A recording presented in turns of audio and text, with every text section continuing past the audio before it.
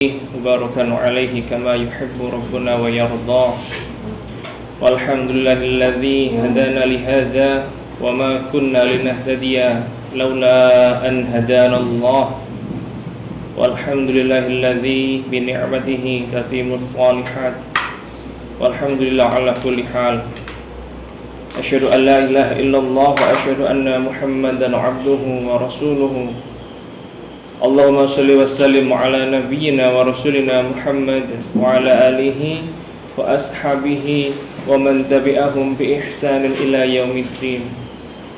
Alhamdulillah, segala puji bagi Allah Rabb semesta alam yang tidak ada satupun yang berhak disembah kecuali Allah, ilah yang tidak ada berat memikul alam semesta baik yang ada di langit apa yang di bumi, dan semoga apa yang terpatri di diri kita adalah dari Allah untuk Allah. Maka semua kita hadir di sini merupakan nikmat dari Allah, hidayah, kesempatan, dan semua nikmat yang lain. Semoga kita bisa gunakan nikmat-nikmat itu dalam rangka beribadah kepada Allah. Yang kedua, salat juga salam semoga tercurah selalu kepada qudwah terbaik kita, baginda Nabi Agung Muhammad sallallahu alaihi wasallam, beserta pula sahabat, keluarga, dan semoga kita termasuk umatnya yang atas izin Allah bisa pulang bersama beliau ke rumah kita yang sesungguhnya, yaitu jannahnya Allah tabaraka wa ta'ala. Allahumma amin. Allahumma inna nas'aluka ilman nafi'an wa rizqan thayyiban wa amalan mutaqabbalan. Allahumma a'inna ala zikrika wa syukrika wa husna ibadatik. Semoga Allah mudahkan materi kita pada hari ini. Perkenalkan, nama saya Karya Haji Krishna. Saya teknik sipil dulunya 2016. Teman-teman mungkin 2223 ya. Ya harusnya kalian ketemu sama teman saya yang terakhir itu, karena 23 kan terakhir dari 2016. Mungkin sempat berjumpa kemarin beberapa kali, entah kalian waktu upgrading atau entah TA1 atau mungkin kemarin halal bihalal ya. Saya dulunya di kaderisasi 2 tahun, 2017 sebagai staf, 2018 sebagai kepala bidang kaderisasi. Oke, maka di sini pengen sedikit membagikan apa yang pernah saya dapatkan ke teman-teman Salman. Semoga menjadi berkah tersendiri ya, karena sepertinya saya beberapa dapat info kondisi Salman ya. Semoga ya Allah mudahkan jalan juang teman-teman. Materi ini sebetulnya merupakan materi, kalau dibilang forumnya tingkat atas, iya, karena materi ini dulu saya sampaikan di pembinaan 2. Pembinaan 2 itu setelah apa, ada yang tahu? Enggak, bukan pembinaan 1. Oh, pembinaan pelatihan. Jadi itu ada pembina. Jadi itu ada tekad, ada pembinaan untuk menjalin. Pembinaan 2 setelah apa? Tekad 2. Tekad 2, betul. Merupakan persiapan untuk daurah atau 3. Jadi setiap kader tahapan itu ada urut-urutannya. TA1 itu ya yang paling dasar. Teman-teman ya, cakupan manfaatnya adalah buat minimal diri sendiri, maksimal ya jurusan. TA2 itu sudah teman-teman harus fakultas atau bahkan universitas, namun tidak sedalam TK3 ya. Dan ketika TK3 itu dipersiapkan biar teman-teman paham secara regional atau bahkan nasional. Namun ketika saya di FSLDK, saya 4 tahun di Rohis terus, 2 tahun di Salman, 1 tahun di KKI, 1 tahun di FSLDK. Itu kumpulan LDK senasional. Yang saya amati bahwasanya bahkan kita nggak kenal sama background kita. Taunya ya kalian daftar di Salman, keterima, kerja, udah gitu. Nggak tahu tuh jeluntrungnya kenapa kok ada LDK dan sebagainya. Makanya saya coba ulik itu buat dasar teman-teman. Dulu ketika Covid 2020, materi ini saya sampaikan 13 Desember 2020 kepada teman-teman KKI yang memang tidak sempat mengikuti daurah kader 3. Ini outline kita. Yang pertama adalah flashback dulu sejarah. Kayaknya ini merupakan materi yang sangat jarang dikenalkan. Karena saya pertama kali mendapat materi ini itu di Daurah Qadar 3. Itu udah loncat sistem ya, cuman kayaknya perlu percepatan. Yang kedua adalah kita ngomong hari ini ya. Ini dulu saya ambilnya film yang lagi hits waktu itu, SKCTHI. Dan yang ketiga, saya pengen ngajak teman-teman melihat secara visioner. Awali dengan bismillah. Semoga Allah ridha dengan apa yang kita kerjakan hari ini. Jangan sampai anak-anak rohis kok melupakan sebuah bi'ah atau kebiasaan baik, yaitu doa pembuka dan penutup suatu kegiatan. Nggak cuma pengajian aja, syuruk bidang pun ya. Ketika teman-teman syuruknya mau di masjid, mau di rumah makan, mau di kafe yang penuh musik bahkan, terserahlah dimanapun, itu urusan kalian. Tapi jangan lupa pembuka dan penutup doa ketika syuruk ataupun kegiatan lain. Kalau teman-teman tidak rutin membiasakan berdoa, apa bedanya Salman dengan UKM lain gitu? Padahal kan jelas-jelas pembeda kita adalah berusaha memasukkan nilai-nilai Islam di apapun yang kita lakukan. Ya, maka semoga menjadi barokah buat dari kita hari ini. Ma min muslimin tusibuhu musibah fayaqul ma amaruhu Allah inna lillahi wa inna ilaihi raji'un. Allahumma ajurni fi musibati wa akhlif li khairan minha illa akhlafallahu lahu khairan minha.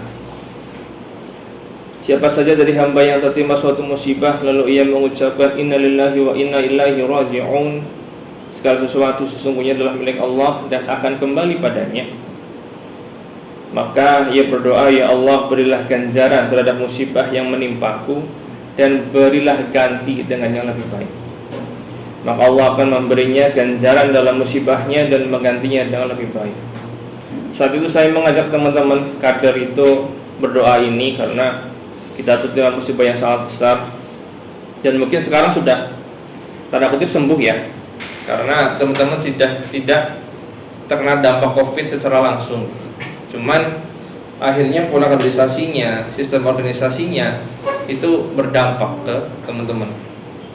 Dan sebetulnya mungkin kegusaran atau mis pemahaman ya yang dirasakan teman-teman sekarang itu sudah terjadi semenjak saya dan teman-teman ya 2016, 2017, 2018 itu sedang memegang amanah, itu sekitaran beberapa tahun sebelum COVID.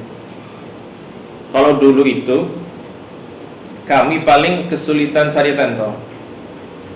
Ketika distakdik kurang tentor atau mungkin ada tentornya tapi pematerinya tuh mentornya udah kebanyakan kelompok gitu. Terus kita coba ke pusat. Kalau sekarang saya perhatikan berbeda ya. Bahkan sekarang buat cari pemateri aja susah.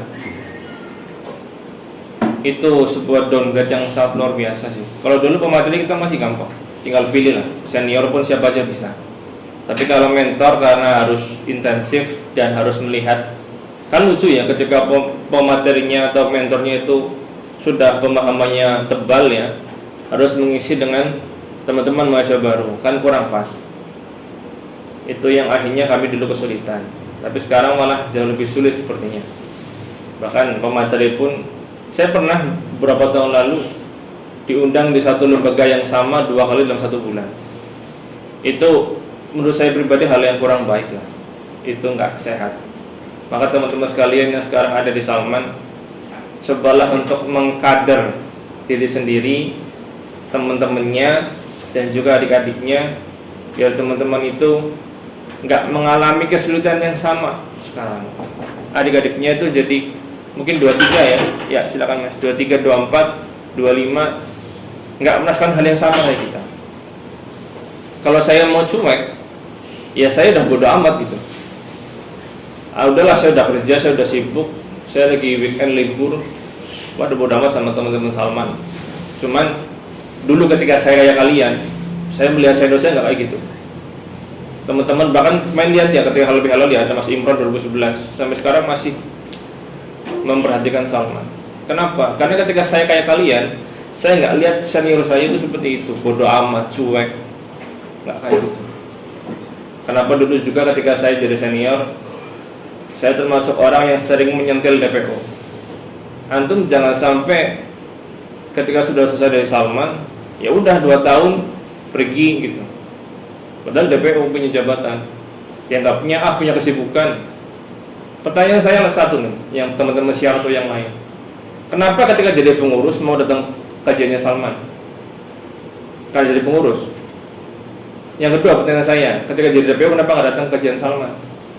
Apa alasannya? Karena sibuk, punya kesibukan lain. Memang pengurus nggak sibuk.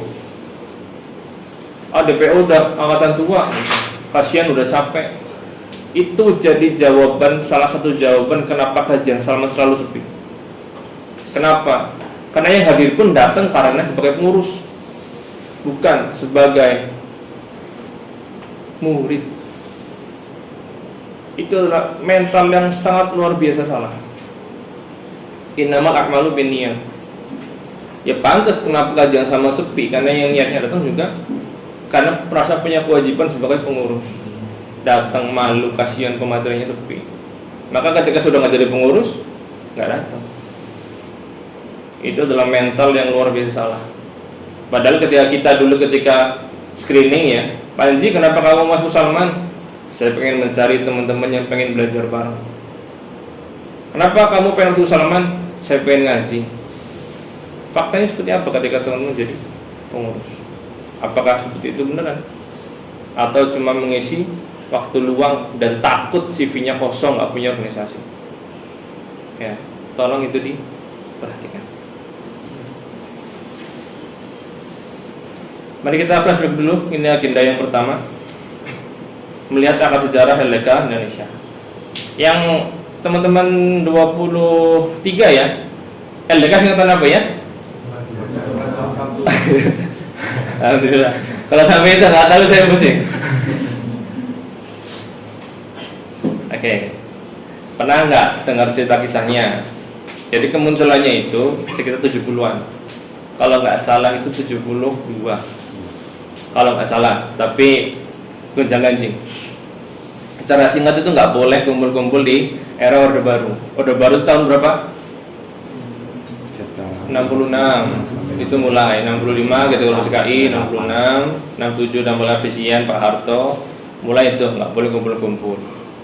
Maka saat itu Masjid Salman ITB cabang pusat ya, ini kan cabang Purbalingga ya. Ya, cabang pusatnya tuh jadi kumpul-kumpul tuh. Karena saat itu mahasiswa tidak boleh kumpul di kayak mungkin sekarang pendopo atau mungkin di mana, masjid malah tidak terdeteksi oleh pemerintah. Maka muncullah daurah pertama itu pada 70-an ya. Lama-kelamaan itu muncul bahwa kita kayaknya perlu kumpul nih gitu. Maka di 74, ini adalah histori yang saya dapat, terbentuklah daurah pertama di Indonesia dengan nama Latihan Mujahid Dakwah. Salah satu gurunya itu adalah namanya Bang Imad. Bang Imad itu kalau sekarang ya kayak yang nulis buku RMDK siapa namanya ya? Saya bawa situ tuh, saya lupa. Itu senior lah istilah. Dan beliau itu adalah seniornya orang-orang besar saat ini. Salah satunya Pak Amin Rais. Juga Ketua Mafaza Ustadz Syarif Asyir dulu ikut Latihan Mujahid Dakwah tahun 74. Dan sekarang Latihan Mujahid Dakwah berubah nama jadi Latihan Mujahid Dakwah yang sudah sampai angkatan 227. Sudah sekitar 50 tahun, 48 tahun daurah itu sudah berjalan. Dan saya ikut yang 199, LMDN 199. Ini jadi salah satu daurah yang menurut saya itu sangat luar biasa baik ya. Karena kalau dibandingkan dengan bahkan DK3 yang paling baik daurahnya jauh lah, kita nggak ada 10%-nya. Kalau teman-teman mengelola uang TS1 kan biasanya 5 juta ya. Kalau di LMD itu satu kegiatan bisa 3 miliar. Jadi tingkatnya udah luar biasa beda. Dan sampai sekarang saya ikut 2019, 5 tahun setelah saya ikut saya masih membekas dan masih jadi bahasan obrolan sampai sekarang sama teman-teman alumni-nya. Itulah kalau suatu kegiatan diisi dengan serius, maka terasa sampai sekarang. Maka teman-teman jika ada kesempatan cobalah ikut LMD, latihan mustahid dakwah yang dilaksanakan oleh BMKA Salman ITB. Gimana cari infonya? Cari aja di IG-nya Salman ITB. Sekarang udah 227. Ini pertanyaan nih, yang bisa dapat buku, Mas, ya tolong Mas Rizky, buku saya maaf ya. Ya. Ada yang bisa menebak kemarin ada peristiwa apa? Sama HP Injib. Makasih ya. Yang bisa dapat buku nih, bukunya nggak kaleng-kaleng ya. Ada yang bisa nebak nggak kemarin ada peristiwa apa? Kemarin banget. Kemarin itu ada peristiwa apa? Saya pengen mencari tahu apakah info ini sampai ke LDF apa enggak. Ada yang nebak? Kemarin itu ada peristiwa apa? Sabtu kemarin banget.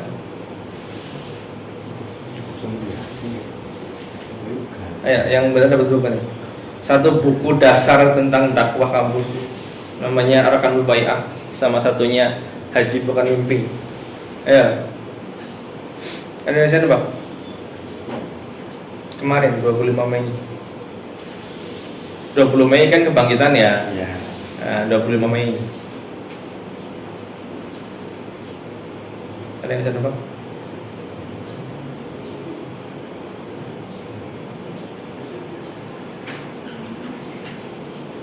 Nggak ada ya? Kayaknya nggak terkopi sampai LDF ya. Apa Mas? Milad FSLK Mas. Ya. Milad FSLK. Alhamdulillah ada yang tahu. Saya pengen cari tahu apakah itu terkopi sampai sekarang apa enggak nih. Teman-teman ada logonya loh. Oh nggak ada ya, banyak full DKT di KKI. Ini adalah Milad FSLK 20 Mei 86 sampai 25 Mei 2024. Ya. Namun nanti Mas Umar pilih buku yang mana nih? Pilih aja. Saya ada satu lagi soalnya. Jadi jangan sampai teman-teman itu kacang lupa kulit ya. Ikut aja lah Salman, yang penting ada kegiatan. Tapi sebenarnya kita tuh ada seperti ini.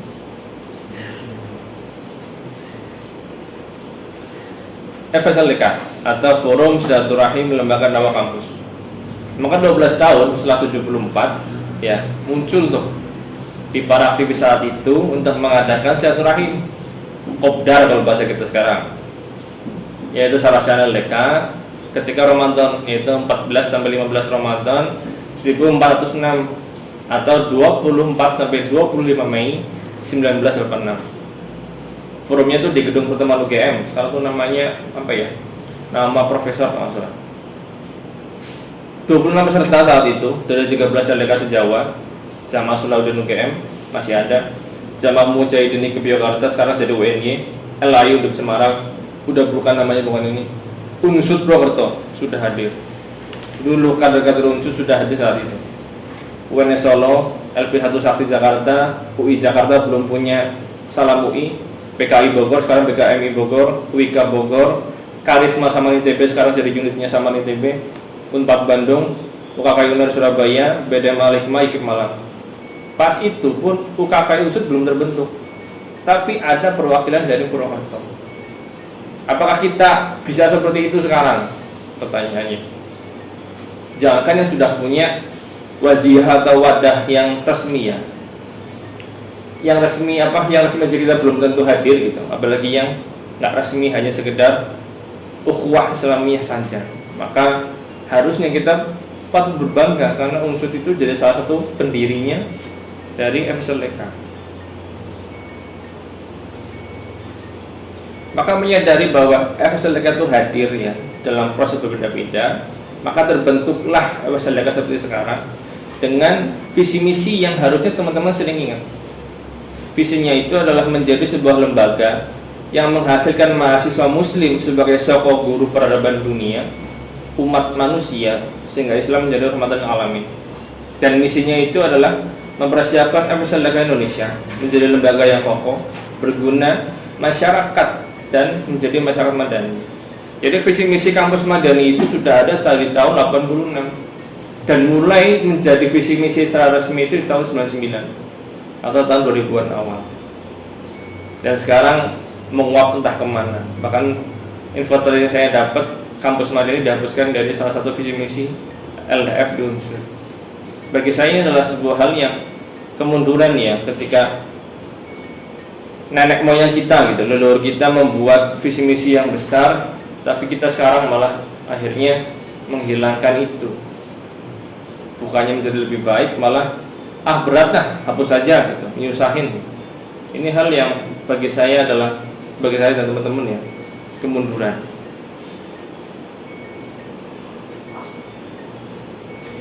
Memaknai dakwah kampus. Apa sih sebenarnya dakwah kampus itu?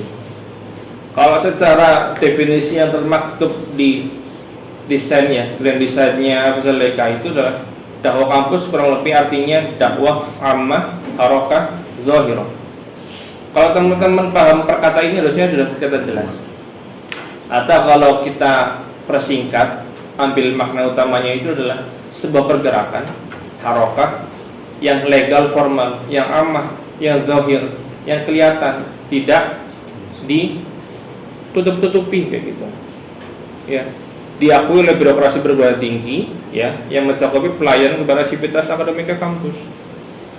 Saya tanya deh, di sini yang ikut organisasi keislaman di luar LDK, contoh mungkin ada IMM, ada yang ikut. Akhwat ada? Nggak ada. Kami ada yang ikut. Banyak ikut kami, oke. Terus apa lagi ya yang biasanya ada? Oh, itu. Usman mah legal ya. Usman itu masuk ke UKM bukan? Iya. UKM ya, oke. Yang Nadine apa ya? KMNU. Oh, KMNU, ada yang ikut? Akhwat nggak ada. Tadi saya sebutkan IMM, kami, KMNU dan sebagainya itu adalah yang tidak menjadi UKM kampus kayak gitu. Sedangkan kalau kita masuk dulu UKM kampus, maka ammah, zaharokah, zahirah. Maka ketika syarat untuk masuk FS LDK itu juga adalah harus merupakan LDK resmi yang diakui kayak gitu. Nggak serta-merta ketika ada pergerakan karena satu mungkin ya mohon maaf pemikiran yang sama terus menjadi bisa ikut FS LDK, nggak seperti itu. Maka teman-teman sekalian, kalau dulu saya ngobrol dengan Pak Imron ya, Pak Imron Rosyadi dosen elektro, beliau menyampaikan harusnya Salman itu tidak di bawah BEM, tapi harusnya setara dengan BEM. Kenapa? Karena teman-teman itu melayani satu kampus loh, satu fakultas. Maka ranahnya sama dengan BEM. Beda kalau Hima kan jurusannya. Kalau KM kan karena di bawah BEM. Jadi tahun 90-an ketika Pak Imron jadi kepala ketua JS Jamaah Salahuddin UGM di saat itu, BEM dan kerohanian itu ada di satu tingkat yang sama. Tapi sekarang malah diindukkan di BEM. Ya nggak apa-apa sih. Cuman jangan sampai teman-teman itu mendegradasi apa ya cakupan kerja teman-teman loh. Jangan sampai teman-teman mengira kalian cuma perlu melayani yang ada di masjid saja. Enggak. Dulu pun bahkan ada kegiatan yang sepele tapi penting. Ketika ujian kita bagi-bagi pulpen yang ada tulisannya jangan mencontek Allah melihatmu gitu. Sekarang masih ada nggak? Ya, Nggak ada. Dulu kita seperti itu ketika ujian, setiap kelas ada apa namanya PIC-nya membagikan seperti itu, pulpen gratis dengan tulisan tolong jangan mencontek gitu. Itu adalah sebuah dakwah bilhal, sesuatu yang sederhana tapi dilakukan sebagai bentuk tanggung jawab kita kepada semua sivitas akademika, termasuk kita membuat kajian bagi para pegawai, nggak cuma mahasiswa saja. Ini yang sepertinya disalah kaprahkan bahwasanya teman-teman Salman ya buat mahasiswa aja kayak gitu. Makanya ketika kemarin Azaki ya sebagai PSI-nya bisa di grup keluarga bahwasanya ada idul kurban lagi di sini, ya alhamdulillah. Artinya teman-teman nggak melulu ada di cakupan kecil kerja dari suatu LDF. Kan lembaga dakwah fakultas, maka teman-teman harus melayani satu fakultas. Dakwah kampus itu menyebarkan akhlak karena Allah mengutus Rasulullah untuk menyempurnakan akhlak. Fikrah, jangan sampai seorang mahasiswa itu anti dengan diskusi. Jangan sampai teman-teman mahasiswa adalah lebih ke pasif, nggak baca buku, medsos cuma buat entertain semua. Janganlah, jangan sampai seperti itu. Karena kalau saya boleh cerita ya, ketika teman-teman mungkin sering mengeluh bahwasanya ngaji ketika mahasiswa katanya sibuk lah, inilah, yakinlah ketika kerja belum tentu kalian ngaji. Apalagi yang di sipil, di dunia proyek yang sangat hitam kayak gitu. Bahkan lihat temennya sholat aja udah luar biasa seneng gitu. Ya, di pertambangan tuh anak-anaknya seneng, kaya, coy 20 juta. Belum tentu kalian ngaji saat ketika udah lulus. Saya pribadi pun merasakan sulitnya ngaji ketika sudah bekerja. Maka bisa jadi teman-teman mungkin ikut organisasi keislaman cuma 2 tahun di Salman aja, atau mungkin cuma setahun, atau mungkin cuma setengah tahun dan pergi hilang, jadi katanya hilang, kan kita nggak tahu. Maka teman-teman sekalian, manfaatinlah, serius benar, manfaatin tentang kesempatan yang Allah berikan. Ya,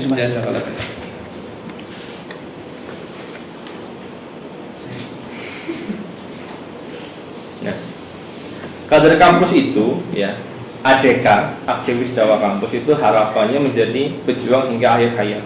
Jangan sampai kalau dulu Mas Imron bilangnya lepas jaket, lepas juga kebiasaan. Jangan. Terus kegiatan dakwah kampus kita LDK, karena beberapa ada penamaan yang ada perbedaan penamaan. Ada yang punya LDK, ada yang punya UKI, ada yang punya SKI, ada yang punya PKMI, PKI, banyak. Kalau teman-teman nanti jalan-jalan sering melihat perbedaan nomenklatur. Dan juga tingkatannya kan ada paling bawah apa coba, ada yang tahu nggak? Lembaga dakwah paling kecil itu di tingkat apa? LDJ. Ada yang lebih kecil lagi. Namanya LDP atau LD Pro. Lembaga dakwah program studi. Karena di sini kan nggak ada ya. Di sini kan program studinya kan S1 sipil, S2 sipil. Kita kan ada jurusan pun nggak ada. Kita adanya fakultas. Dulu ketika masih FST, Fakultas Sains dan Teknik, dulu ada LDJ. UKI Teknik itu LDJ. Karena satu fakultas menaungi 3 fakultas yang sekarang, Fakultas Teknik, Fakultas MIPA, sama Fakultas FPIK yang sekarang. Jadi jurusan teknik, jurusan MIPA, jurusan ilmu kelautan. Dan juga teman-teman sekalian, jangan sampai lost kontak dengan 2 forum ini loh. FSLDK lewat UKKI, atau juga yang forum profesi full DKT nih. Ini full DKT, full DV buat ekonomi Islam, full DFK buat kedokteran dan lain-lain. Ranah dakwah kampus itu ada 5: tanzim, dakwi, ilmi fani, kidami, siasi. Apa itu? Yang anak kami harusnya udah tahu nih, siasi. Tanzimi itu apa? Kalau di bahasa kita, tanzim itu apa? Kalau di bahasa kita, kalau di Salman deh, tanzim itu yang mana? Ada yang tahu? Tuh definisinya ada tuh, amal nggak terlihat tapi sangat penting. Kalau saya bilang itu kayak pembuluh darah loh, nggak kelihatan tapi penting banget. Apa kalau di kita? Tanzim itu kaderisasi. Kepala bidang kaderisasi mana? Hadir. Oh, masnya. Antum itu ada di bagian tanzimi ya. Jadi ibarat analogi kesehatan itu, kalau saya dulu selalu bilang kaderisasi itu kayak pembuluh darah. Kalau darahnya nggak ngalir secara normal, ada sel yang mati jadi kanker gitu. Jadi ketika teman-teman melihat ada kader yang nggak sehat secara amal yaumi atau mungkin ketertiban kehadiran, harus di treatment. Jangan sampai kita nggak enak sama kader yang hilang, tapi enak sama kader yang nggak hilang gitu. Ada kader bagus, harus membackup teman-temannya yang hilang. Wah, itu salah itu bro. Itu artinya antum menzalimi orang yang baik. Atau sebuah, dulu ada meme kayak gini. Ada sebuah meme kayak gini. Menunda rapat adalah hadiah bagi yang telat dan hukuman bagi yang hadir secara tepat waktu. Mohon maaf ya, saya dari jam 9, saya tahu tadi jam 9 ada miskomunikasi dengan panitia. Maka teman-teman sekalian, kalau dulu saya punya kebiasaan rapat jam berapa? Jam 7. Oke, saya datang 7 kurang 5, seperempat jam maksimal mulai. Perkara cuma satu orang, bodo amat. Jangan sampai kita memberikan hadiah kepada mereka yang telat. Itu adalah salah satu bentuk pencipta kanker di organisasi. Nanti aja lah, paling belum pernah datang. Itu ada dimanapun sebagai kebiasaan kita Indonesia, negara tersantri nomor 1 di dunia. Iya, bukan santuy sih. Wah, ini harus dibenerin gitu. Kita suka ngeliat Singapura kok ya tertib banget, yang ada sampah. Ya cuma konsumen doang gitu. Wah, asik ya. Tapi kita nggak bisa menerapkan itu. Makanya ada di ranahnya tanzimi atau organisasi. Penting tapi nggak terlihat. Amal dakwi itu adalah dakwah yang kebaikan lewat sahabat Islamiyah atau keilmuan atau bahasa di Salman itu adalah bidang syiar. Bidang syiar, sebagian bidang DKM, sebagian bidang kemuslimahan. Ilmi fani, ilmi itu keilmuan, fani itu profesi. Ya, role model kader yang mampu berhasil di sisi akademik. Saya pribadi meyakini anak Salman kalau mau menjalani hidup secara Islami, 10 karakter Islam itu, ya, aku nggak ngomong IPK ya, aku nggak ngomong IPK. Tapi kalau teman-teman mau menjalani hidup secara teratur, yakinlah teman-teman tuh bisa. Karena ketika dulu saya melihat yang jadi asisten kelas, praktikum, mungkin kalau di sebelah 2 TS, kalau di rektor namanya apa ya? Altek. Itu anak-anak sama semua dulu. Makanya ketika saya ngeliat Jakarta itu saya bangga gitu. Saya punya senior, saya laju nih, ya saya PWT, saya pulang pergi 4 tahun, saya nggak ngekos. Dan kelemahannya anak yang ngekos itu nggak punya teman dekat senior yang satu kosan. Ada yang seperti itu juga di sini? Ada ya? Ada. Maka saya belajar dari mana? Teman-teman Salman. Karena saya melihat senior saya itu pintar-pintar semua. Makanya saya berusaha mengajak diri saya sendiri dan juga teman-teman seangkatan saya, jadilah role model penokohan. Ambil itu asisten. Contoh nih ya, contoh nyata gimana kita berdakwah sebagai asisten. Saya nggak punya kos-kosan, maka saya di mana asistensinya? Masjid. Di masjid. Jam 4 ayo kita asistensi. Saya ajarin semua yang saya bisa. Jam 5:30 ayo kita sholat dulu. Yang ngajak seniornya 2 anak Salman, 3 di masjid. Alasan apa lagi buat nggak sholat? Itu adalah salah satu cara mudah kita dakwah melalui akademik. Atau juga mungkin teman-teman bisa jadi mapres. Mapres banyak apa namanya? Banyak kebutuhannya lah, usah. Ya udah silahkan gitu. Bisa mungkin teman-teman jadi ikut panitia PKKMB. Bisa jadi seperti itu. Saya nggak tahu namanya apa sekarang. Jadi jangan sampai teman-teman hanya mendefinisikan dakwah itu ya pengajian di Salman gitu. Enggak gitu. Ada 5 ranah dakwah kita. Amal khidami, ada yang tahu nggak khidami itu apa? Yang keempat, amal khidami. Definisinya pelayan umat skala luas. Ada yang tahu? Saya ada berapa pertanyaan ya? Saya cuma bawa 2. Ada yang tahu amal khidami? Ada loh kegiatannya kalian itu.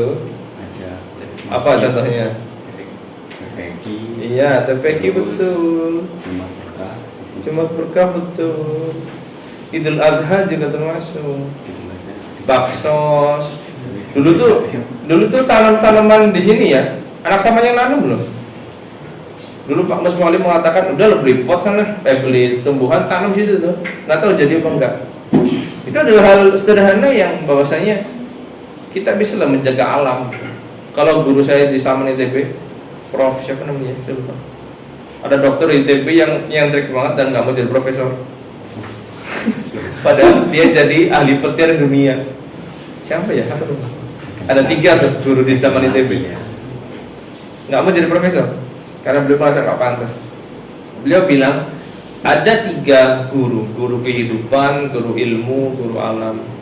Maka cintailah alam karena Allah menciptakan alam buat kita. Kayak contoh kita repot-repot ya, yang kesehatan bikin obat apa tuh, fogging nyamuk lah, apalah. Kalau kita mau apa ya, menjaga alam, ada capung tuh. Capung itu sehari makan 30 nyamuk sebenarnya. Hal yang mungkin kita tidak sepele, tapi Allah ciptakan itu secara detail. Tapi kita rusak itu semua. Maka cintailah alam. Salah satunya dengan amal dami. Dan amal sia-sia adalah amal pergerakan atau amal politik. Jangan dikira Islam bisa dilepaskan dari politik, nggak bisa. Kalau kata Ali bin Abi Thalib kan, kalau orang baik nggak mau ngambil amanah, ya akan diisi dengan orang jahat. Itu sebuah fakta yang nggak bisa kita kesampingkan. Apakah Rasul itu kayak Naruto yang pakai jutsu ceramah gitu kan? Enggak kan? Rasul juga berpolitik bro. Ya, apa namanya ceramah no jutsu ya? Iya. Oh my god, man, kayak gitu. Nagato. Iya, kan Nagato yang seperti itu kok diceramahin terus jadi menang. Apakah Nabi kita seperti itu? Enggak. Obito. Obito ya. Obito. Rasul itu nggak seperti itu. Beliau itu juga menjadi ahli perang. Beliau berpolitik. Ya. Jadi jangan teman-teman itu hanya mengira ngaji bisa merubah segalanya. Enggak. Kita tuh harus ada bergerakan. Ngaji harus, berdoa harus, tapi kita juga harus realistis. Orang-orang yang biasa di lapangan yang menghalalkan segala cara, apakah bisa dengan dakwah sebagaimana kita ngaji ke teman kita? Enggak bisa. Perbedaan knowledge kampus dan knowledge sekolah. Ada yang dulu ikut knowledge sekolah? Ada. Siapa aja? Siapa yang tahu? 1. Knowledge sekolah yang dulu pas SMA ikut rohis. SMP, SMA, SD boleh deh wis. Saya nggak ikut soalnya saya nggak ngajar. Ada yang dulu ikut knowledge sekolah? 1, 2, 3. Nggak ada lagi? Berarti pada semua ya? Yang akhwat ada? 1 doang. Pernah sih kalian tanya bedanya apa tuh? Kampus sama sekolah. Nah, saya coba definisikan di sini. Sebenarnya sama, kalau dibilang rohis ya rohis. Cuman ya cakupan pergerakan beda, jelas. Cuman mereka sama. Perbedaannya itu rohis sekolah itu ya intern di sekolahnya, nggak ada istilahnya. Ada sih memang forum komunikasi biasanya namanya antara masing-masing rohis sekolah. Ya kayak itu kalau OSIS kan juga ada, rohis juga ada. Cuman nggak seluas kita. Kalau kita sampai nasional. Dan kebanyakan rohis kampus itu mengikuti arahan guru agamanya. Sedangkan kita harus malah dosen-dosen itu jadi objek dakwah kita. Makanya jangan diarti sempitkan bahwasanya Salman itu ya cuma ke mahasiswa, salah. Dulu kami pun bikin kajian buat teman-teman pegawai. Dulu ketika kami bikin tahsin, pegawai pada ikut. Jangan sampai kita membuat kajian yang akhirnya disalahartikan oleh objek dakwah kita bahwasanya aku malu ikut gitu. Isinya cuma mahasiswa doang. Itu salah. Buka bersama juga kalau lagi ada itu kita kasihkan ke teman-teman CS. Ya, jadi jangan disalahartikan itu. Jangan dipersempit makna dakwah kita. Karena teman-teman itu autopilot, nggak kayak teman-teman rohis sekolah yang manut sama gurunya. Sebenarnya sih secara PPT kurang baik ya, harus karena ini paragrafik. Besok kalau teman-teman bikin PPT jangan kayak gini ya. Harus PowerPoint. Kan PowerPoint bukan power paragraf. Ya. Tapi saya pilih ini karena biar saya nggak kelebaran kalau ngomong. Ya, ini punya konsekuensi ya. ADK itu harus aktif. Kan aktivis dakwah kampus, bukan pasifis dakwah kampus. Ya, betul. Nah, Pacific Rim kan beda. Autopilot. Iya, pas saya pilih majalah autopilot kan ada autopilot di situ. Jadi teman-teman harus aktif ya, dinamis lah. Jangan karena tiba-tiba ada satu perubahan langsung diem. Dulu ketika COVID luar biasa tuh, tiba-tiba yang harusnya offline jadi hilang. Ibarat kata perang tuh udah nyerah duluan gitu. Itu enggak mental pemenang. Kalau kita seperti itu, Pak Dirman ya, idola saya Jenderal Sudirman ya, ketika tahu Bung Karno mau menyerahkan diri mau ikut ke Jepang, pasti mentalnya kalah. Faktanya enggak. James tetap gerilya di hutan-hutan. Nggak bisa kayak gitu. Kita tahu misal nih Bandung udah direbut nih, terus apa para pejuang dulu kita bakar aja sekalian kayak gitu. Kalau kita sekarang mentalnya ngikut aja lah, lemah, ya kita akan seperti sapi atau domba kalau bahasanya Rasul ya, yang akan diserang oleh serigala. Karena kita ada di zaman akhir yang mana para musuh-musuh Islam itu Allah cabut rasa takutnya kepada kita. Contohnya adalah bagaimana Israel udah dikasih hukuman kayak apapun tetap menyerang Rafah. Karena mereka udah nggak takut. Karena apa? Karena di tahun 48 ketika perang, setelah 6 hari, pemimpin Israel saat itu yang perempuan, dia ketakutan dalam tidurnya. Besoknya ketika dia bangun, ternyata nggak ada apa-apa. Nggak ada negara Arab yang berani menyerang. Termasuk terakhir Presiden Iran ya ditembak di helikopter. Mas kita nggak bisa ngapa-ngapain mas, kita kan cuma mahasiswa. Ya paling enggak ya bagikanlah isu-isu seperti ini jangan sampai muncul.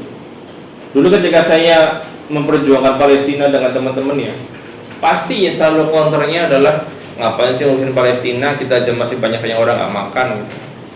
Terus kayak gitu. Padahal coba kalau teman-teman lihat di Amerika yang seperti itu pun sudah banyak pergerakan-pergerakan membela Palestina. Masa kita kalah sama yang di sana sih gitu.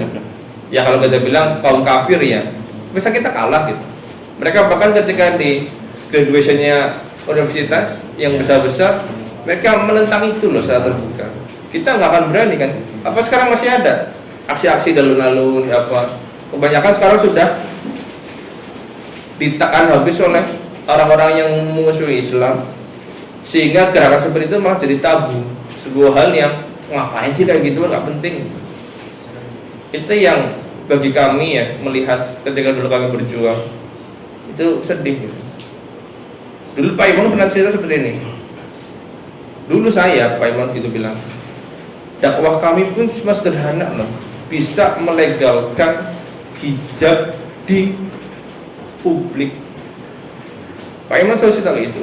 Tahun 90-an foto terus nggak ada hijab. Bahkan saya tahun 2000-an nggak ada tuh ya pakai kerudung. Kalau ada anak pakai kerudungnya cuma MI, MTS, SD negeri nggak ada. Foto harus kelihatan rambutnya digini. Coba tanya ibu kalian. Foto harus kelihatan telinganya yang cewek. 90-an pada saat itu termasuk Pak Iman Masyati. Beliau bilang, kami itu cuma satu dakwahnya, pengen hijab itu dijadikan normal di ruang publik. 20 tahun kemudian, alhamdulillah tercapai. Sekarang bahkan polwan pakai hijab. Apakah itu dicapai cuma dakwah sehari 2 hari? Enggak. Itu bertahun-tahun. Maka teman-teman sekalian, dulu kami berusaha mengadakan kegiatan gemar ya, gerakan menutup aurat. Kalau cowok gelut, gerakan menutup lutut. Terserah mau gemar apa gelut dah. Itu sebuah hal yang kami pikir sadar bahwasanya kami ingin meneruskan dakwah pendahulu kami, guru-guru kami yang sekarang. Maka tadi kata teman-teman, memang nggak berikan sebuah dakwah yang tidak dicoba ternyata sepi gitu. Wah teman-teman nggak bermental juara gitu. Ya, apakah Rasulullah pun yang sudah dijamin menang diutus sehari 2 hari langsung jadi? Enggak. 23 tahun. 23 tahun diteruskan sama sahabat 200 tahun sampai sekarang kita 15 abad. Gak bisa seinstan itu bro. Mie instan aja gak instan kan?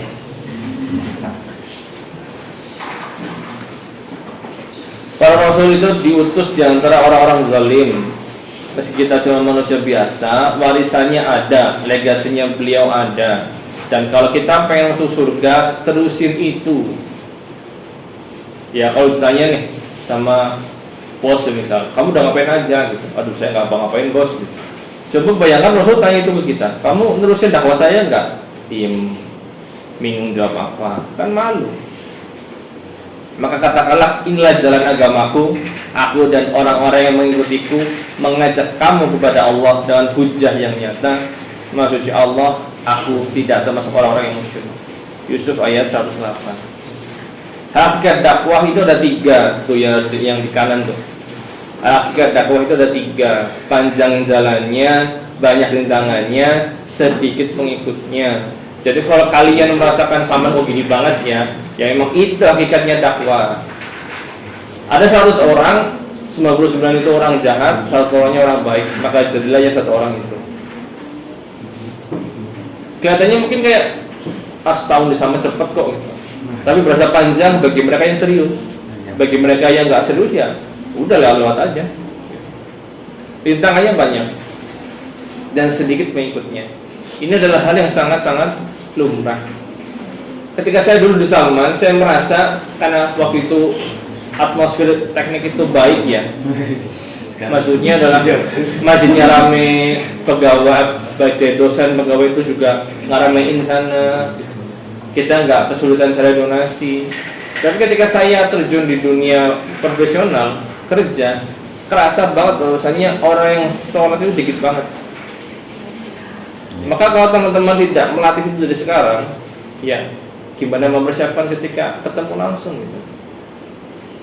Apalagi kalau teman-teman yang jadi tambang nih, itu luar biasa fitnahnya. Banyak kan anak sipil geologi kan idaman banget anak tambang. Kalau kalian tahu buruknya di belakangnya kayak apa, kalian mungkin bisa ikutin lagi. Atau mungkin profesi yang lain, saya nggak lagi memojokkan satu profesinya. Semua profesi lah. Ketika orang nggak ngaji, lingkungannya bobrok dan punya banyak uang, fitnah wanita, ya udah. Itu adalah hal yang sangat lumrah ada di dunia profesional. Maka apa yang dibutuhkan bekalnya? 1 niat. Innamal a'malu binniyat. Apalagi gitu. Maka kita teman-teman tadi saya sampaikan ketika screening ya, ditanya apa sih, kenapa sih pengen masuk Salman? Pengen cari lingkungan yang baik. Ya udah, ketika ngaji datang. Lingkungan apa yang kamu cari? Ketika acaranya happy datang, ketika ngaji nggak datang. Ini yang akhirnya bikin dakwanya jadi berat. Al-mahabbah, bukti cinta kita kepada Allah itu apa? Kalau teman-teman ngaji ya, akidah ya, tauhid ya. Akidah utamanya tauhid. Pasti setelah 1 mengenal Allah, 2 adalah cinta kepada Allah, 3 adalah mengenal hukum-hukum Allah. Itu ada di kitab manapun pasti urutannya itu. Jadi kalau kalian mengaku kenal sama Allah, harus dibuktikan cintanya sama Allah itu apa. Yang paling ringan itu ya kita selalu berzikir kepada Allah dimanapun kita berada. Maka biasakanlah doa tutup pembuka suatu kegiatan.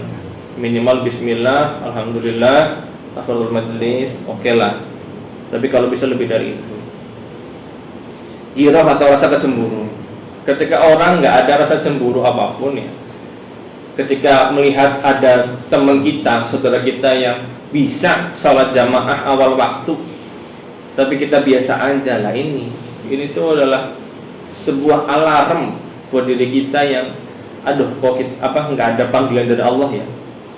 Dulu awal-awal saya ngaji atau bahkan awal-awal saya sholat, saya tuh biasa aja ketika ngelihat orang-orang sholat. Tapi suatu ketika saya pernah kebangun di ruang kelas sendiri, saya belum sholat waktu itu. Saya bangun karena saya tidur waktu itu habis lagi pelajaran. Kelasnya sepi. Itu waktu saya SMA. Terus saya tanya ke teman saya perempuan ya, akhwat 2, kok sepi ya? Nah kan pas sholat duhur gitu. Saat itu saya langsung ngedek. Oh iya ya. Tapi saya tetap nggak sholat juga saat itu. Tapi besoknya saya langsung sholat. Itu adalah nikmat yang Allah beri kepada saya. Alhamdulillah sampai sekarang. Jadi ketika teman-teman nanti entah mendapatkan suatu kejadian apa, yang mana itu sebetulnya adalah panggilan dari Allah dan kirohnya nggak ada, itu alarm bahwasanya kita lagi ada dalam keadaan celaka. ada dalam keadaan yang red flag lah bahasa kita sekarang. Kalau ngelihat temennya mudah ngaji di mana dan kita nggak ada rasa cemburu, hati-hati. Yang keempat, jamaah. Jangan sampai kita sendiri. Karena apa? Karena Islam tumbuh dengan amal jama'i. Istilahnya kan, kalau mau cepat lari sendiri, kalau mau jauh lari bareng-bareng. Itu adalah makna pergerakan mahasiswa. Jadi kita teman sekalian, ada ilmu yang namanya amal jama'i. Salat sendiri pahalanya 1, salat jamaah 27 kali, di masjid 25 kali. Maka teman-teman sekalian, jadikanlah itu dasar kita. Jangan sampai teman-teman itu terlalu oke lah, mungkin ada yang punya pengetahuannya luas, tapi ketika ada di suatu kerja kelompok seperti ini nggak bisa gitu. Kalau di sipil nih, saya pernah bikin materi soal itu. Kalau di keterangan sipil, tiang 1 mungkin bisa nahan 100 ton, tapi ketika tiangnya ada 2, ada reduksi.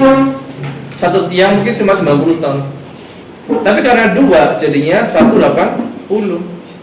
Mungkin ketika kita sendiri kita bisa keluar kekuatan 100% maksimal, tapi ketika kita ada 2 orang atau lebih, kita terpaksa harus menyesuaikan dengan lingkungan. Biar apa? Biar stabil, karena kapasitasnya akan meningkat. Dari yang sendiri cuma 100 ton, 2 jadi 180.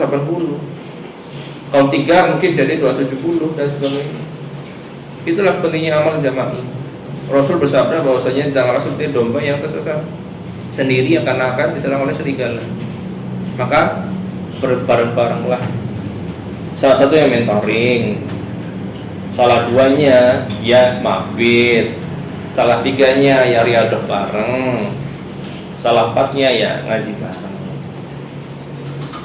Akhlak dan intelektual, ini sebuah hal yang nggak bisa kita pisahkan. Gimana kita mau bisa menjadi seorang dai kalau kita aja tidak belajar untuk mengisi bagaimana berakhlak yang baik dan benar, dan juga mengisi sakofah intelektual kita. Ya. Muslim yang kuat itu dicintai daripada muslim yang lemah. Gimana kita jadi yang kuat, berakhlak dan berintelektual? Nggak mungkin kita bisa menjadi seorang pemimpin, seorang dai, mengajak pada kebaikan, tapi kita aja tindak tanduk yang benar nggak tahu, sakofah Islamiyahnya nggak tahu. Ini baru slide ke 18 dari 47. Masih semangat. Oh, istirahat dulu, makan dulu boleh deh. Karena dulu waktu di KKI juga nggak selesai.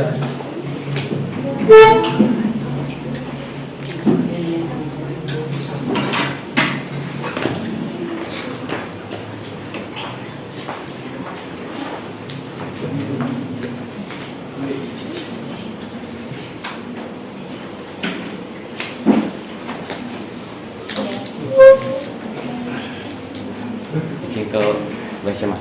Mau.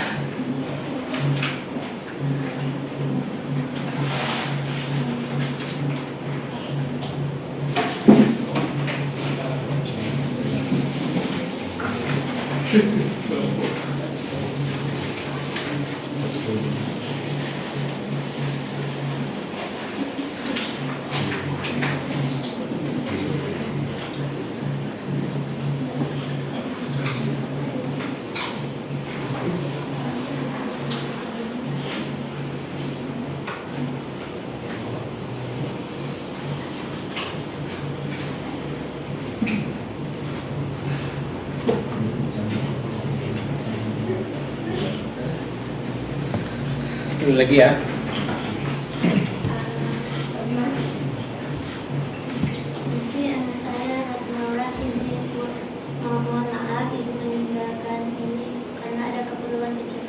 Iya, hati ya.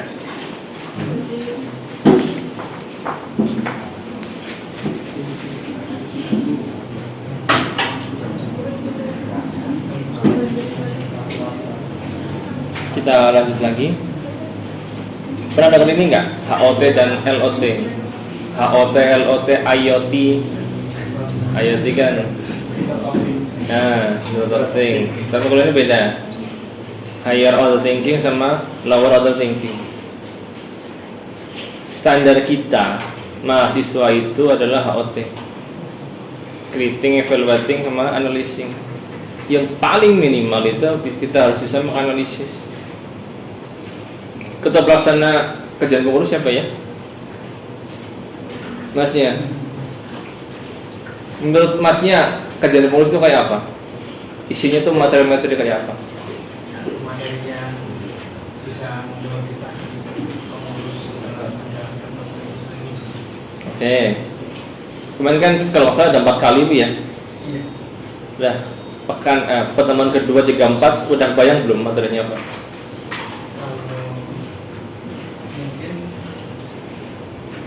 Mungkin dari mungkin lanjutan dari Lanjutannya apa berarti? kayak lebih apa ya, lebih dalam lagi mungkin kayak tadi kan kayak Mas bilang kalau di dunia pekerjaan itu kan kayak gampang apa orang sholat itu makin dikit-dikit juga gitu mungkin materi materinya tentang Oke, boleh. Bisa. Ya, ada yang mau nambahin dari teman-teman kaderisasi? Kadesnya mana aja ya? Kayaknya cowok semua ya? Ada cewek Mas. Oh, ada awas satu. Oh iya, yang nggak ada fotonya ya. Iya, saya coba dulu. Teman-teman kades ada yang mau bantu? Karena ini berhubungan dengan HOT dan LOT. Kebanyakan orang itu kan mengingat, memahami, melaksanakan. Itu tuh masih low itu. Itu tuh levelnya bukan anak-anak mahasiswa. Iya. Mahasiswa itu minimal tuh analisis, mengevaluasi. Kalau di LPJ kan lucu, saya tuh paling lucu ngeliat LPJ. Evaluasi, kurangnya koordinasi. Evaluasi, pengurusnya pada nggak ada. Nggak kayak gitu. Isi evaluasi LPJ itu nggak kayak gitu. Contoh yang konkret ya, TA1 nggak penting, itu evaluasi. Itu adalah yang harus ditulis. Pabrik kabar tahun depan jangan ada dulu. Itu evaluasi. Bukan tentang kurangnya koordinasi, pengurusnya sibuk dengan amanah yang lain, nggak usah curhat gitu. Itu salah. Ya, LPJ itu nggak gitu. Nggak tahu sih, saya pernah nge-share LPJ saya ke Mas Umar atau Saki ya, saya lupa. Lihat LPJ saya nggak ada nggak itu. Itu hal yang sama, karena itu bukan cara bagaimana mahasiswa berpikir. Makanya saya bilang kita ngurus TA1 5 juta udah kelabakan, Salman 3 miliar per daurah dan 1 bulan bisa 3 daurah. Bayangkan ngurus gitu. Satu persiapan itu 4 bulan. Jadi bulan ini mau selesai muncul lagi, muncul lagi. Itu baru segitu. Bayangkan bagaimana cara mengelola kegiatan sebesar itu dan tetap ada kegiatan yang lain. Nah, kita perlu namanya HOT ini, menganalisa. Oh, ternyata sebenarnya mentornya nggak penting lah, nggak usah ada dulu lah. Gitu. Itu bentuk evaluasi yang konkret. Dan itu bisa ada ketika kita bisa berpikir secara tinggi, minimal bisa menganalisis. Contoh, teman-teman kaderisasi membuat grand design tahun ini, kajian pengurus mau materinya apa aja. Kalau dulu saya ya ketika dengan teman-teman kaderisasi, satu jelas menguatkan lagi Qiyadah Walidundiyah kepada teman-teman Qiyadah. Kedua dibahas lagi, 2 manajemen waktu, 3 tata cara organisasi dari nol pada teman-teman pengurus baru. Jadi ketika kajian pengurus itu adalah harus bisa mengcover, ya harus bisa mengcover kebutuhan pengurus saat itu. Apa yang sekiranya kurang? Oh, ternyata pengurusnya pada sering telat, pada nggak bisa amanah, nggak pada loyal. Buatlah kajian tentang itu. Maka itu perlunya menganalisis, mengevaluasi, baru bisa membuat sesuatu hal. Contoh yang paling lain, melihat pengurus itu udah mulai bosan jenuh gitu, ya udah yuk kita main.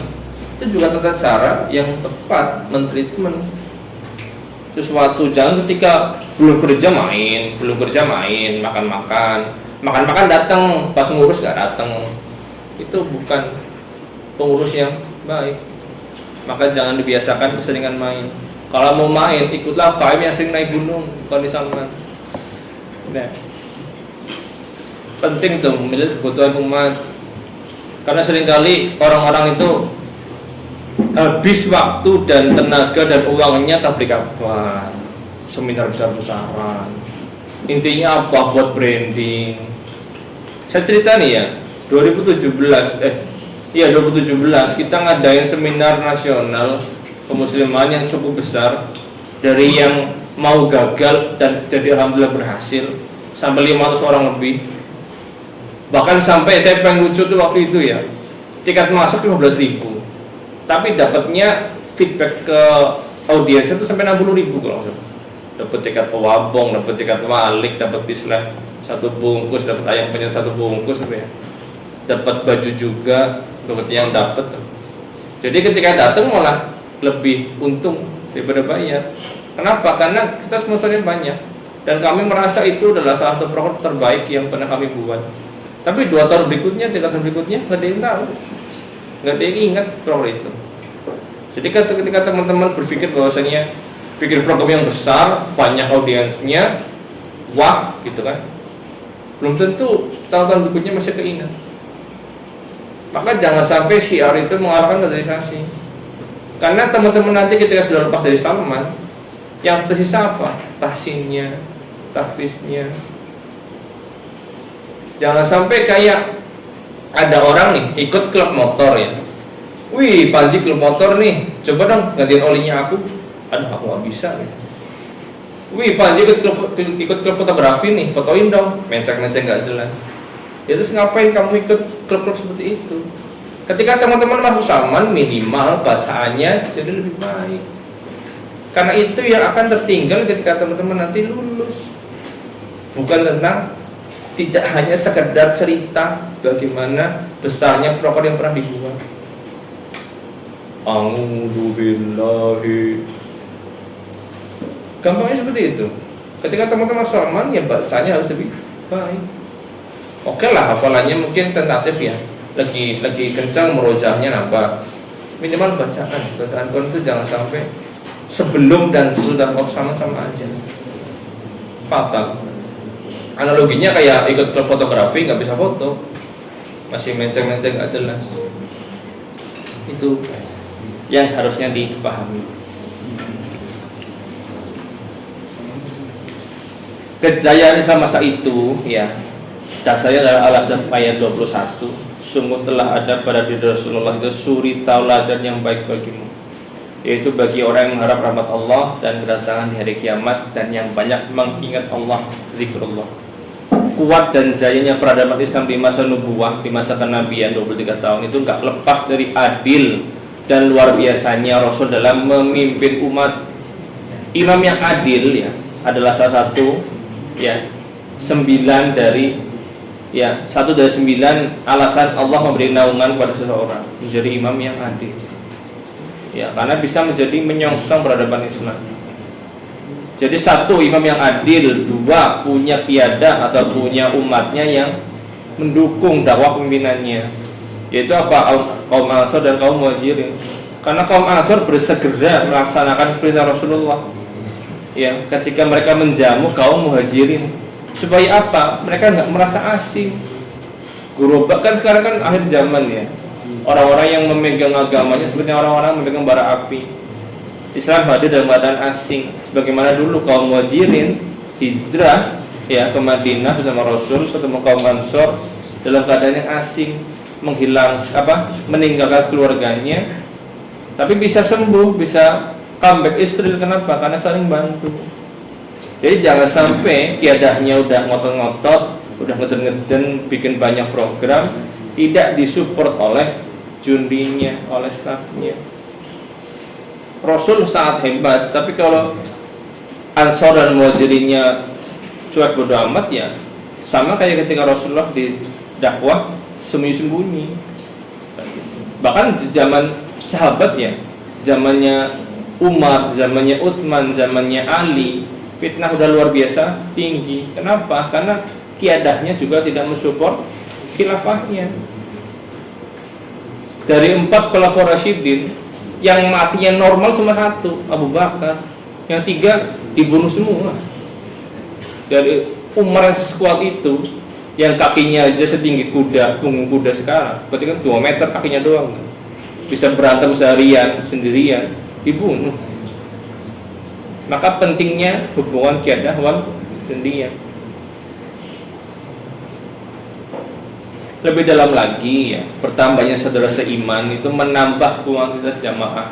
Jadi saya bilang kalau mau cepat lari sendiri, kalau mau jauh larinya bareng-bareng. Karena kita harus punya mental bahwasanya kalau kita bareng-bareng itu teman juang seluruh kita itu nambah. Alhamdulillah Qasdul Khairnya juga makin nambah. Esensi pergerakan umat itu kental. Kenapa? Karena hangat, karena bareng-bareng.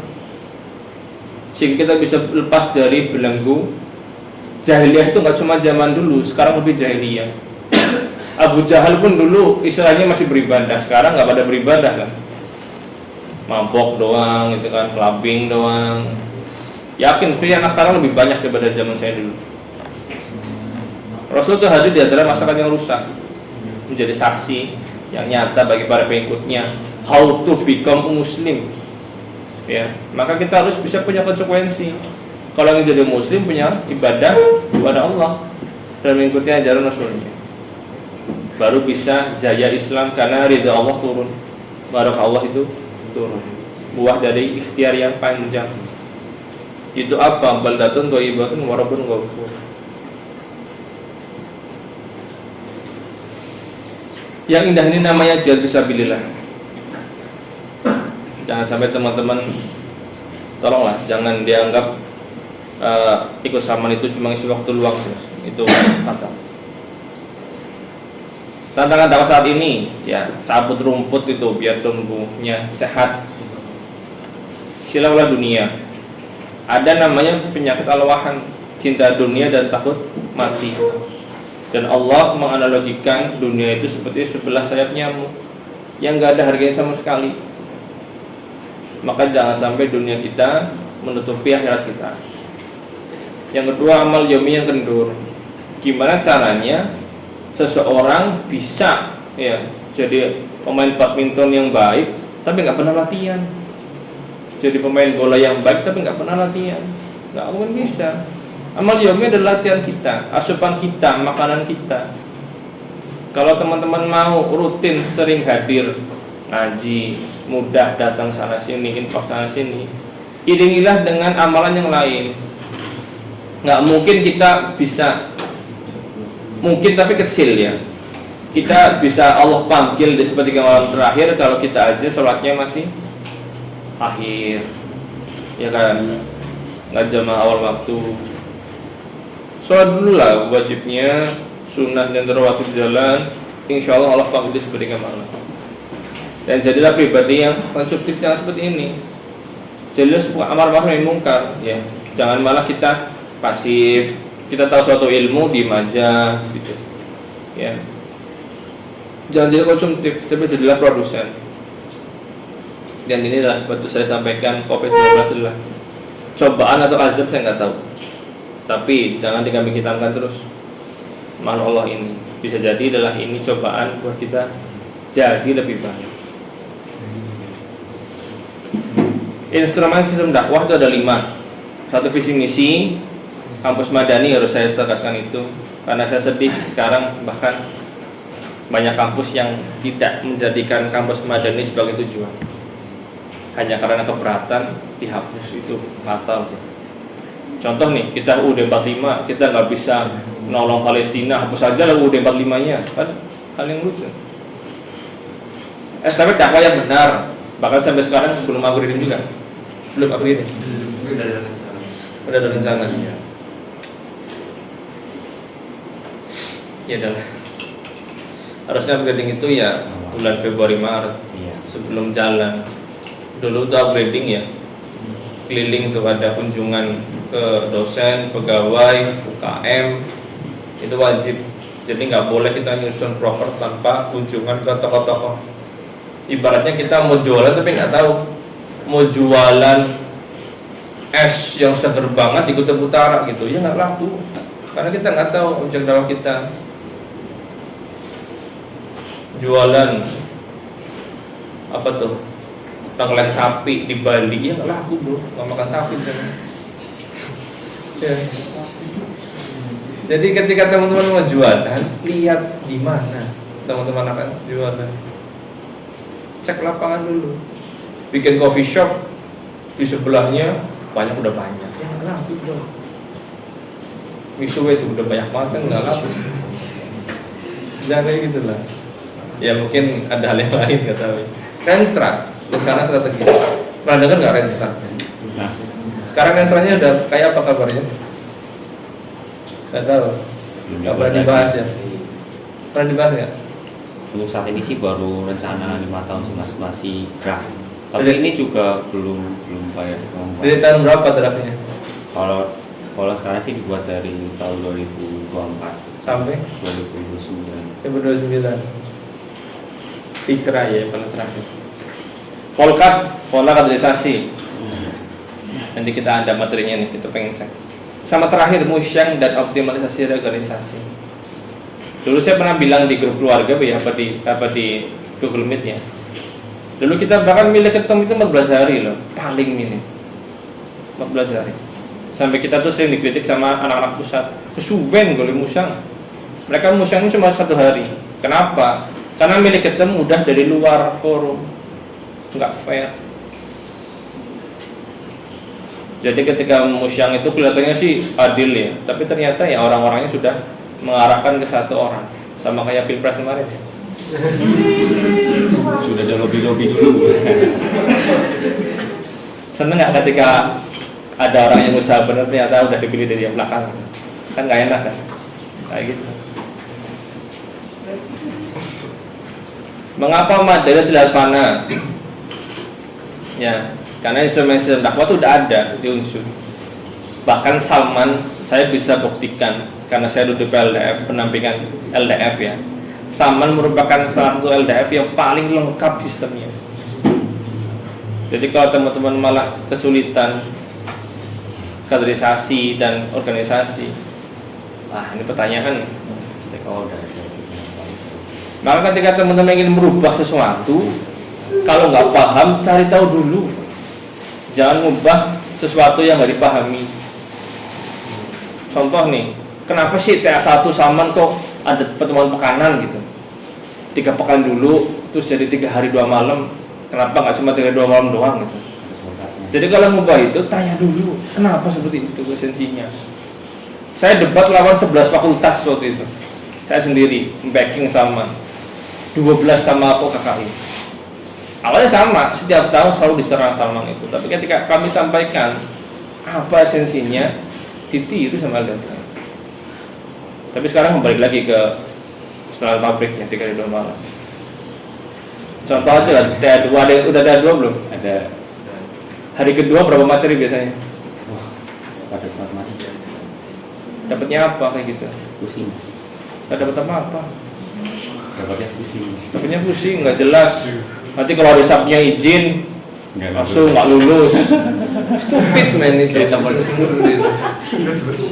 Dan yang lulus bersyarat, syaratnya nggak ada. Ketawa kan? Dulu saya debat itu sering. Yang terbaik, misal terbaiknya ngapa, yang paling lengkap materinya. Oh my god, udah kayak gitu. Mana juga begitu, Mar. Saya MOT 1, 2, 3. Saya selalu ketika saya jadi MOT hapusin sampai gitu. Peserta terbaik Panji, kenapa? Karena paling lengkap materinya. Yang lain pada nggak datang karena praktikum. Oh my god man, nggak kayak gitu caranya.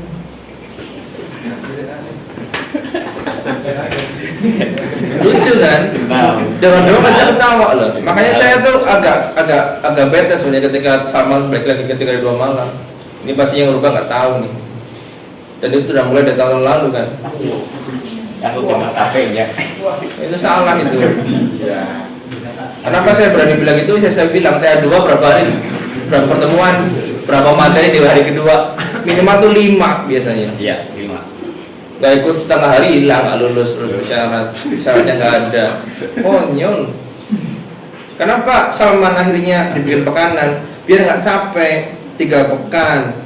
Pekan pertama materi kelas 1 dikasih nih, ya kan? Materi pertama, terus juga nanti ada kuesioner, ada pengawasan 1 pekan itu jalan nggak meliominya.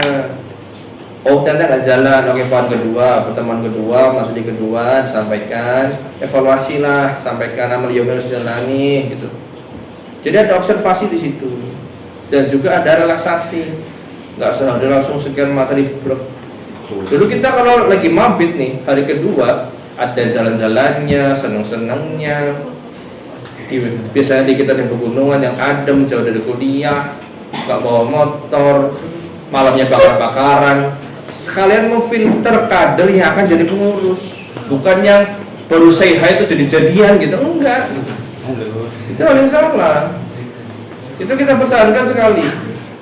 Dan ketika saya jadi staff, kenapa sih mas kok seperti ini? Sampaikanlah itu. Maka janganlah merubah sesuatu yang kita nggak paham. Termasuk merubah visi misi kampus Madani karena nggak paham gitu. Perkara ternyata berat, itu memang suatu hal yang besar. Padahal nih ya, kalau teman-teman mau lebih luas melihatnya, sekarang medsos tuh lebih banyak Islamnya dibanding saya dulu. Kalau dulu tuh wisuda di Karisma tuh kuat banget tuh. Kemarin nih, takjil kemarin tuh, ada non Islam takjil hunter, looting hunter gitu. Dan bukan menjadi hal yang salah di 2024, di 2017, 2019 saya bekerja di Taman Sanu KKI, itu hal yang salah, itu radikalisme.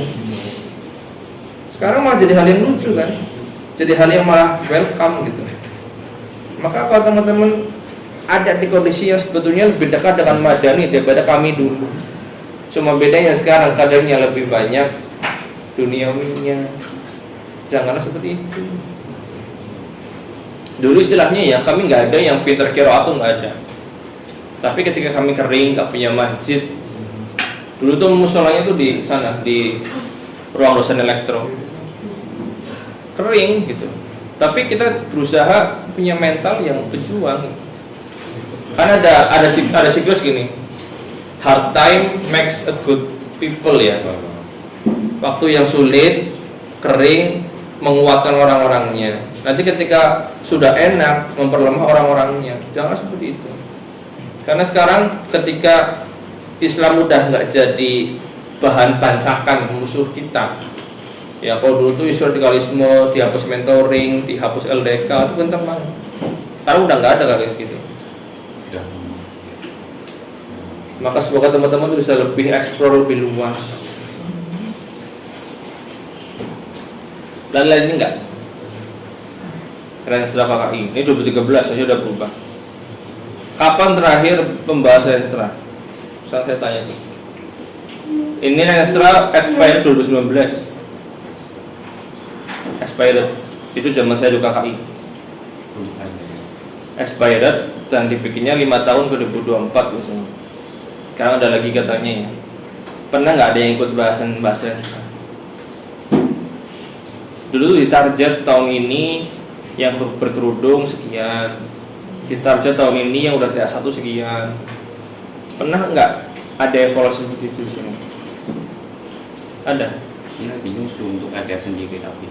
LDR sendiri kan? Tapi pernah nggak dicocokkan dengan parameter-parameter yang disusun di Renstra? Contoh nih ya, saya ketika di pemerintahan saya kan di ASN ya, ini tuh hal yang sangat penting loh. Ketika mau nyusun kerja, nggak tahu arahnya mau kemana, hanya berdasarkan kemauan pimpinan saat itu.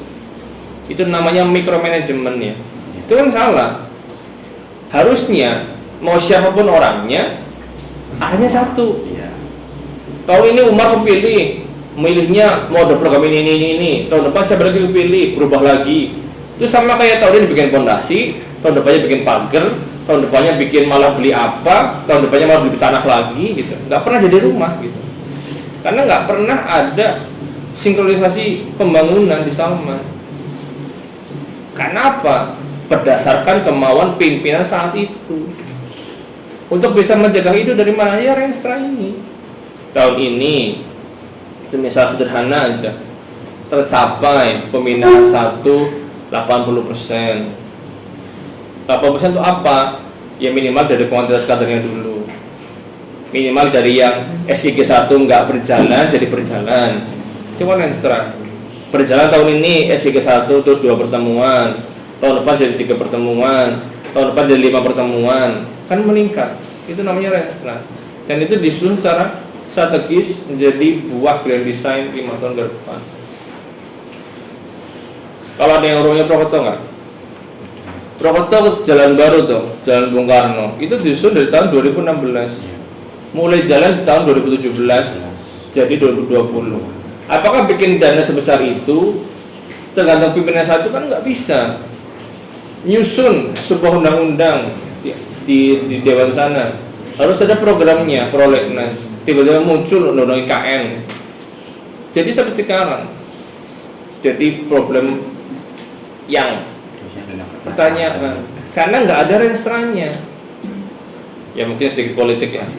Tapi kalau teman-teman nanti ketika sudah masuk dunia profesional seperti itu, kok muncul suatu proyek yang awalnya nggak ada rencananya. Kenapa ya? Karena tidak masuk Renstra.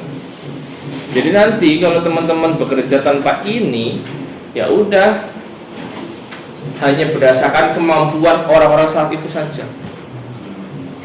Jadi ketika tahun ini lagi baik, oke, alhamdulillah. Tahun depan lagi nggak baik, ya udah. Harusnya nggak seperti itu. Main bola kan nggak kayak gitu sekarang. Nggak by people, tapi by system. Ini kemuslimahan. Dulu tuh ada tuh seperti ini, fikrahnya kuat.